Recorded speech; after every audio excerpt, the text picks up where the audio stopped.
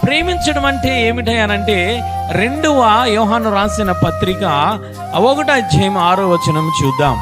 అసలు దేవుణ్ణి మనం ఏ విధంగా ప్రేమించాలి? మనం ఆయన ఆజ్ఞల ప్రకారం నడుచుటయే ప్రేమ. మనము ఆయన ఆజ్ఞల ప్రకారము నడుచుటయే అది దేవుణ్ణి ప్రేమించడం. హల్లెలూయా.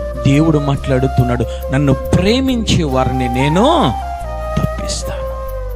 ఈరోజు నువ్వు ఆయన నిజంగా నువ్వు ప్రేమిస్తే, చెడ్డదానిని విడిచిపెట్టి మంచిదాన్ని నువ్వు గ్రహించుకుని హత్తుకొని ఆయన ఆజ్ఞల ప్రకారంగా నువ్వు నడిచినట్లయితే, ఏ గాఢాంధకారంలో నువ్వు ఉన్నా, ఏ సమస్యలను ఉన్నా, ఏ ఆర్థిక ఇబ్బందులను ఉన్నా, ఏ అనారోగ్యములను ఉన్నా సరే, నా దేవాతి దేవుడు సజీవమగల మాట ఇచ్చి తప్పే దేవుడు నా దేవుడు కాదు.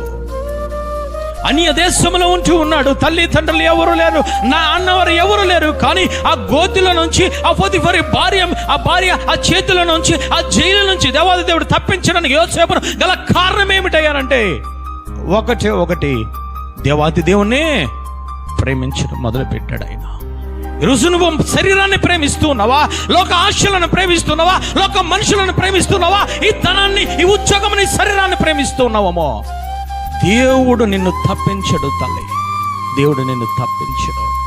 నిన్ను దేవుడు తప్పించాలనంటే, నిన్ను నిలబెట్టాలనంటే నువ్వు ఒకటి చేయవలసి ఉంది. ఉదయకాల సమయంలో పరిశుద్ధాత్మ దేవుడు మాట్లాడుతున్నాడు సంఘముతో. ఆయనను ప్రేమించడం నువ్వు మొదలుపెట్టు.